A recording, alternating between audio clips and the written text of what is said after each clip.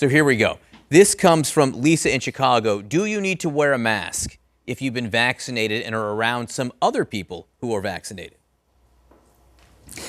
Well, this is one of the most common questions, and the official guidance is still yes. But I can tell you, I've been talking to lots of people about this, and I think we're going to hear a change in recommendations on that. It's low risk. I think here's the way to think about it.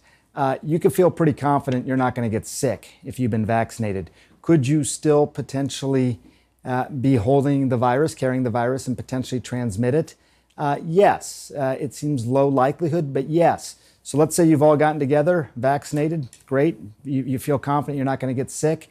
But once you leave that gathering, you certainly do need to wear your mask, because now you could be carrying the virus and you don't want to spread it to somebody who's not vaccinated. I think that's the simplest way to think about it. It's really more about your obligation to others, even more so than protecting yourself at that point. That's really helpful, but as we get more data, that might change. I mean, that guidance might change, and as you say, as you've been telling us all week, there might be new data on this coming soon, new guidance coming soon.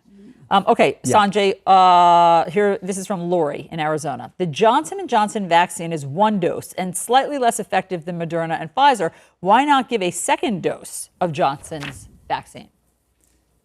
Yeah, Lori, so that's being trialed right now. I mean, they started a second dose trial back in November. So we should be getting some of that data soon. Here's what's interesting, and I've spoken to some of the people from Johnson & Johnson about this. What they find is that after you get the single dose, that your immunity steadily increases. They sort of looked at it up to 28 days, but they find that the immunity continues to improve up to 57 days. So the question is, at that point, so basically 2 months later, should you get a second shot? That's going to be one of the questions they're trying to answer.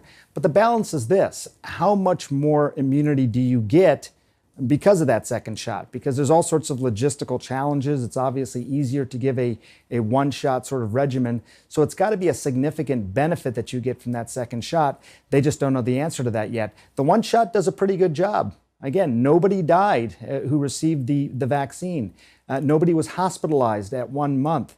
So I think the things that matter the most are being achieved with that one shot from Johnson & Johnson. All right, this comes from Corey, who is from Earth, I guess. Good I'm start. currently enrolled in asymptomatic testing on a weekly basis with my employer.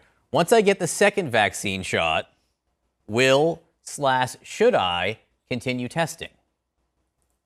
Corey, yes. The answer is yes. I mean, this is the exact data, probably more than anything else, that we need to know within the next couple of months. Again, we know the vaccines do a great job, all of these vaccines, towards preventing hospitalizations and deaths and preventing you from getting seriously ill.